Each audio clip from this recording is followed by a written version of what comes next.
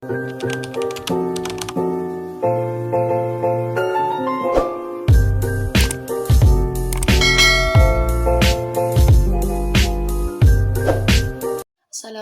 warahmatullahi wabarakatuh. Perkenalkan, nama saya Tanwi Yudhya Fitria, Prodi BI Khusus kelas 3D. Tidak lupa juga kepada dosen pampu kita yang terhormat, yaitu Dr. Muhammad Ifan Mutakin PDI. Nah, pada teori kali ini saya akan membahas tentang teori kognitivisme dan humanisme. Nah, baik, yang pertama saya akan membahas tentang teori kognitivisme. Nah, di sini juga ada teori kognitivisme dalam kegiatan pembelajaran. Hakikat belajar menurut teori kognitif dijelaskan sebagai suatu aktivitas belajar yang berkaitan dengan penataan informasi, reorganisasi perseptual, dan proses pengembangan proses internal kegiatan belajaran itu berpihak pada teori belajar kognitif yang sudah banyak digunakan. Nah, dalam menemukan tujuan pembelajaran ini juga mengembangkan strategi dan tujuan pembelajaran juga tidak lagi mekanistik sebagaimana yang dilakukan dalam pendekatan behavioristik. Dan juga di sini ada pemuka dari beberapa tokoh pembelajaran kognitivisme, yaitu dari perkembangan yang dikembangkan oleh Jean Piaget, yaitu yang pernah mengungkapkan pendapatnya tentang perkembangan kognitif anak yang terdiri atas beberapa tahap proses. Nah, proses belajar itu harus disesuaikan dengan tahap perkembangan kognitif yang dilalui oleh siswa yang terbagi ke dalam 4 tahap. Yang pertama adalah tahap sensori motor, yaitu anak yang berusia 2 tahun yang baru lahir. Yang kedua adalah tahap preoperasional, yaitu anak yang berusia 2-8 tahun. Yang ketiga yaitu tahap operasional konkret, anak yang berusia 7 atau 8 sampai umur 12 atau 14 tahun. Nah, yang terakhir adalah operasional formal yang berusia 14 tahun ke atas. Nah, juga di sini dikembangkan oleh Jerome Bruner, yaitu melihat perkembangan kognitif manusia berkaitan dengan kebudayaan. Nah, bagi Bruner, perkembangan kognitif ini seseorang sangat dipengaruhi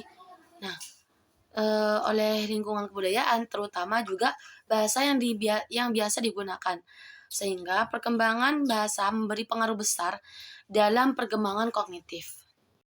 Di sini juga ada prinsip-prinsip dari teori kognitivisme.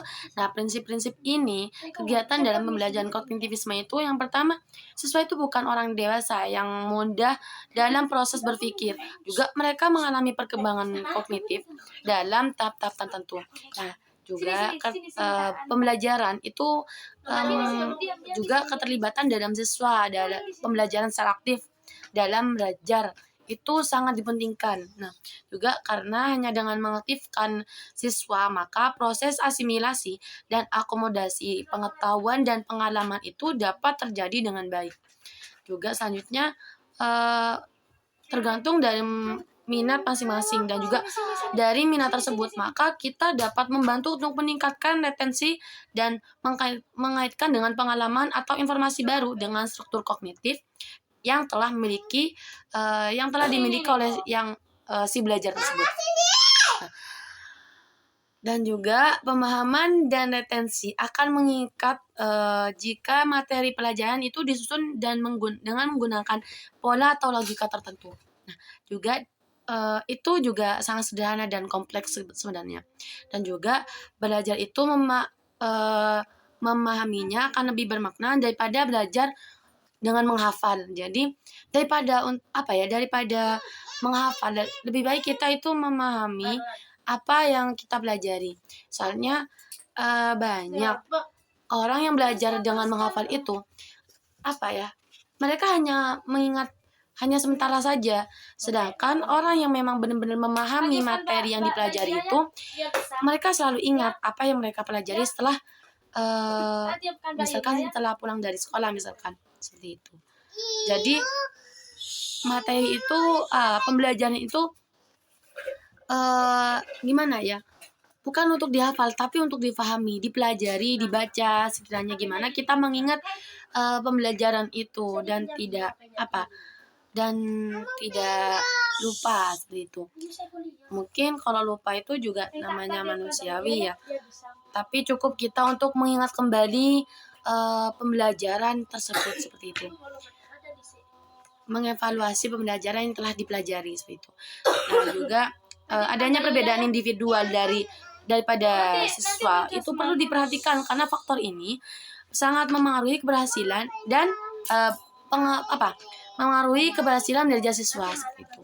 Nah, juga di sini dalam praktik serial learning dan vertical learning itu terdapat beberapa cara. Yang pertama, organisasi atau penyusunan, misalnya dengan menyusun daftar informasi yang akan dipelajari menjadi kategori yang mempunyai arti dan sudah diingat.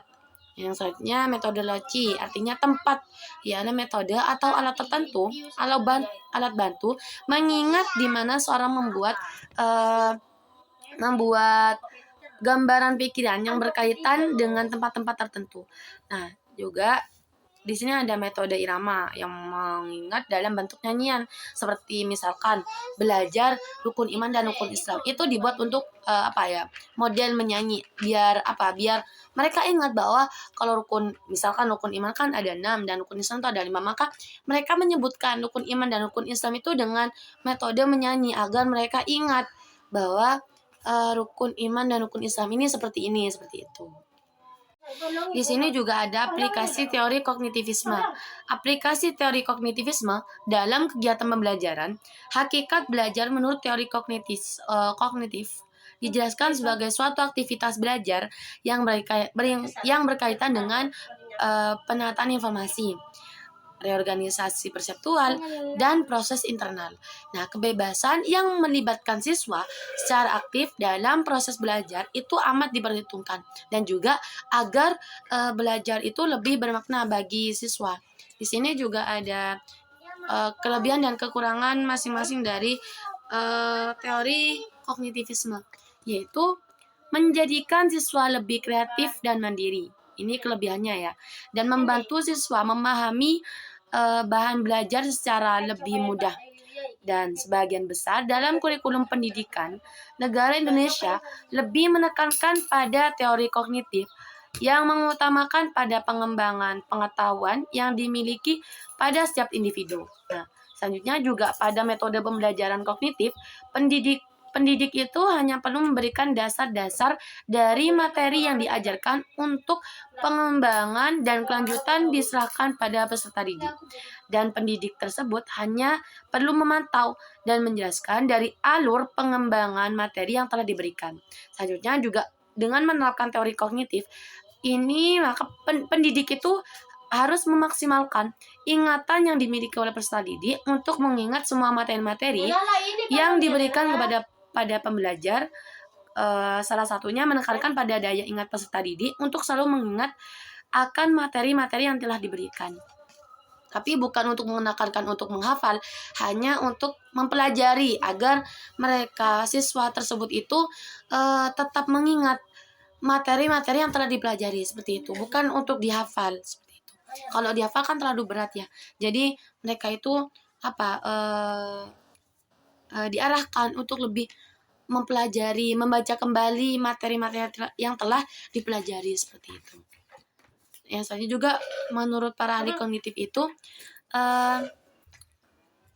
sama artinya dengan kreasi yang pembuatan satu hal baru atau membuat suatu hal yang baru dari hal yang sudah ada. Jadi membuat suatu hal yang baru menjadi hal yang baru dari suatu yang sudah ada seperti itu. Nah, kelemahan di sini juga menyangkut dari teori pembelajaran kognitif, yaitu untuk semua tingkat pendidik juga sulit dipraktikkan, khususnya di tingkat lanjut. Beberapa prinsip seperti intelijensi sulit dipahami dan pemahamannya masih belum tuntas. Jadi mungkin hanya dalam penyampaian materinya itu mungkin hanya ceramah saja, dan juga itu tidak cukup untuk siswa untuk hanya mendengarkan saja. Mungkin bisa membosankan ataupun dapat membuat pembelajaran siswa itu tidak tidak semangat seperti itu. Jadi untuk pendidik yang sebelum kita menyampaikan materi itu lebih baik kita itu membaca materi apa yang akan kita sampaikan kepada siswa seperti itu, agar mereka itu bukan hanya mendengarkan saja, juga memahami isi materi yang disampaikan oleh pendidik. Dan teori dasar kognitif ini lebih menekankan pada kemampuan ingatan peserta didik dan kemampuan ingatan masing-masing peserta didik, sehingga kelemahan yang terjadi di sini itu selalu menganggap semua peserta didik itu mempunyai kemampuan daya ingat. Nah, dan juga sama-sama dan tidak dibeda-bedakan seperti itu. Dan juga kelemahannya di sini juga memperhatikan cara peserta didik dalam mengeksplorasi atau mengembangkan pengetahuan dan cara-cara peserta didiknya dalam mencarinya, dan juga pada dasar masing-masing peserta didik itu memiliki cara yang berbeda-beda. Jadi mereka itu dalam memahami materi itu juga berbeda-beda, mengingat pembelajaran materi juga berbeda-beda, minat dalam pembelajaran itu juga berbeda-beda. Jadi kita memang harus sebagai pendidik memantau mereka apa yang memang memang yang mereka minati itu seperti apa, materi apa yang memang kita harus kembangkan kepada mereka seperti itu. Dan apa yang tidak mereka ketahui dan apa yang tidak mereka pahami itu kita harus memang mengembangkan sebagai pendidik seperti itu. Dan juga bukan hanya datang membaca materi setelah itu selesai ya, bukan hanya seperti itu, tapi juga memberikan arahan, acuan, dan juga contoh kepada mereka praktik dan metode-metode pembelajaran yang lain yang sekiranya dapat membantu pemahaman pembelajaran siswa.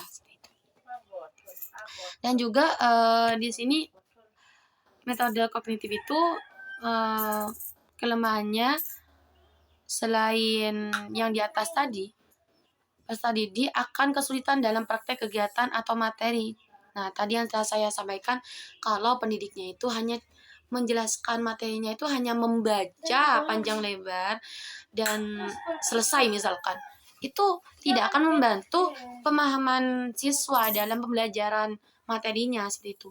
Jadi metode pembelajaran ini sangat banyak ya kalau kita pelajari agar kita mencapai pemahaman pembelajaran siswa dalam pemahaman materi yang kita pelajari, yang kita sampaikan juga kepada siswa seperti itu. Setelah pengertian kognitivisme, di sini saya akan membahas pengertian dari teori humanisme. Secara garis besar, teori belajar humanisme atau dikenal dengan humanistik adalah teori belajar yang bertujuan untuk menghasilkan hal baik bagi kemanusiaan supaya bisa mencapai aktualisasi diri dan membuat orang mampu mengenali diri sendiri.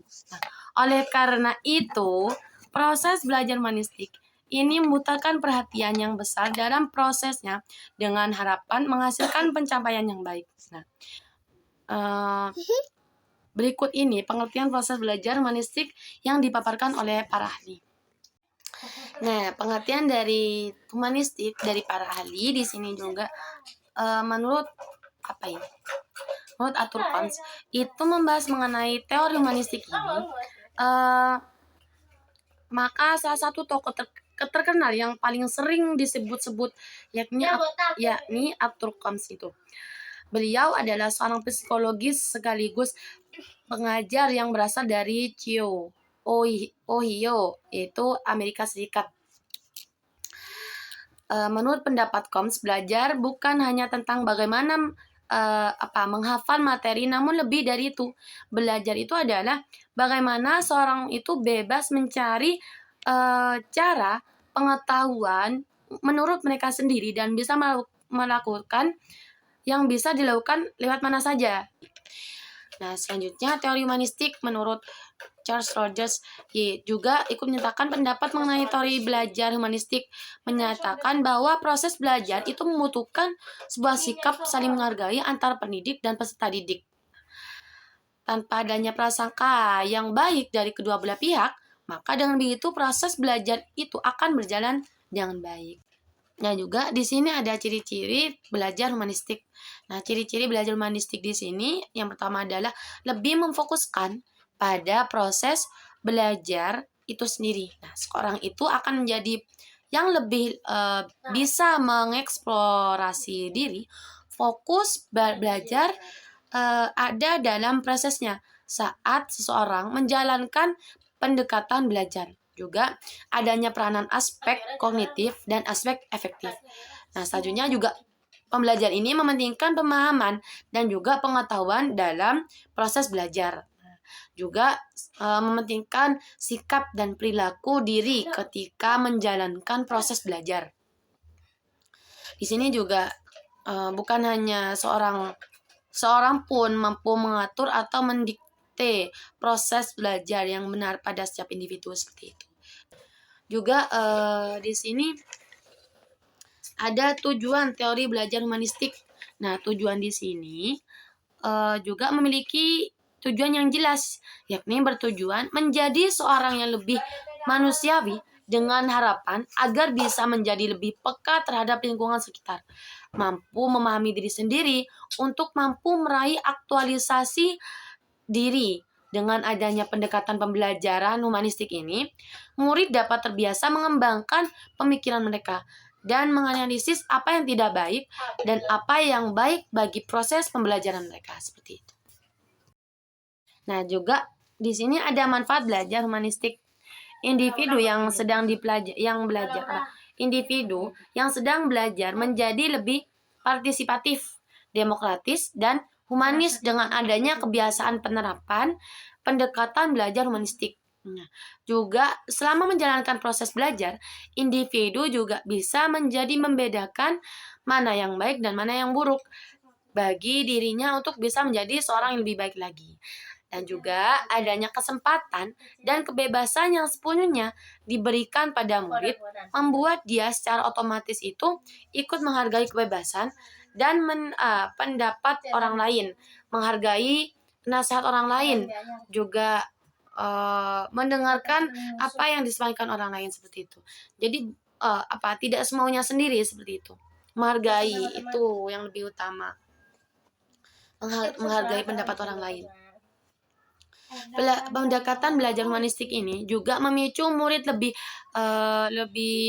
semangat dan meningkatkan minat belajar mereka, sebab mereka melakukannya itu dengan senang hati sesuai kemauan sendiri.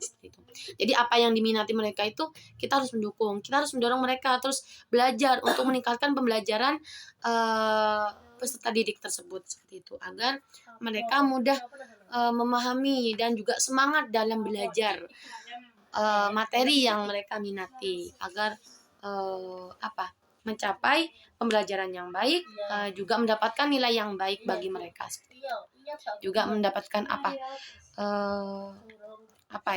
seperti prestasi yang baik. Ini juga memiliki kelebihan dan kekurangan masing-masing.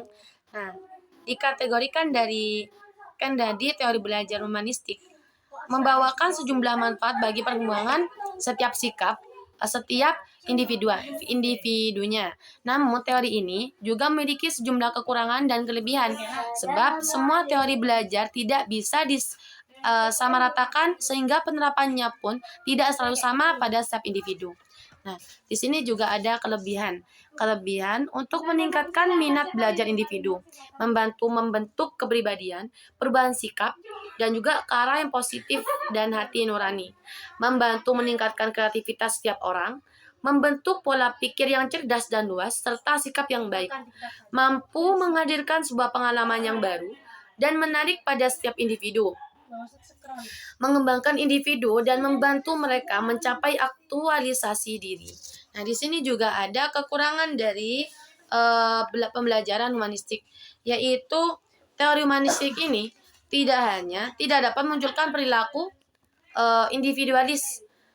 Juga, apabila tidak ada kesungguhan dari murid tersebut dalam pembelajaran, maka proses belajar pun bisa dianggap gagal atau siswa tersebut tidak akan paham-paham dengan materi yang dipelajari seperti itu. Dan juga tenaga pengajar sebagai fasilitator itu menjadi minim peranannya. Juga pendekatan belajar humanistik ini tidak dapat digunakan untuk metode pembelajaran praktis. Juga munculnya perbedaan yang signifikan terhadap murid satu dengan yang lainnya, sehingga timbul kesenjangan dalam pembelajaran tersebut.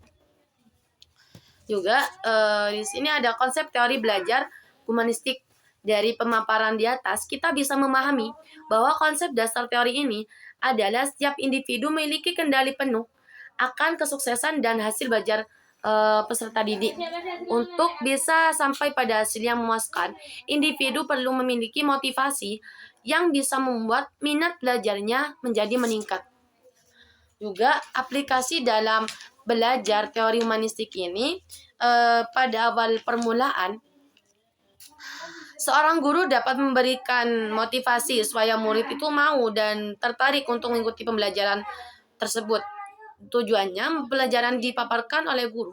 Namun apabila ada murid yang belum memahaminya, guru dapat menjelaskan ulang untuk memastikan murid itu benar-benar tahu arah pembelajarannya. Juga penting bagi pengajar ataupun guru itu untuk memahami ciri dan karakter murid yang akan diajarkan. Karakter murid itu seperti apa, minat mereka itu seperti apa, supaya dapat menyesuaikan keinginan murid seperti itu. Juga memfasilitasi sumber materi melalui berbagai media kreatif supaya murid tidak bosan seperti buku atau modul pembelajaran dan perangkat audio visual. Baik, terima kasih. Cukup sekian materi yang saya sampaikan. Kurang lebihnya mohon maaf. Saya akhiri. Wassalamualaikum warahmatullahi wabarakatuh.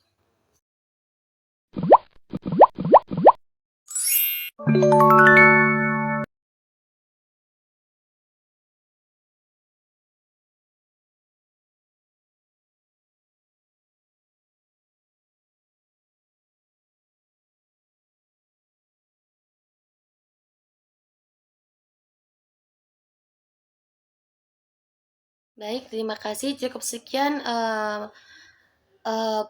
materi yang saya sampaikan. Kurang lebihnya mohon maaf. Saya akhiri. Wassalamualaikum warahmatullahi wabarakatuh.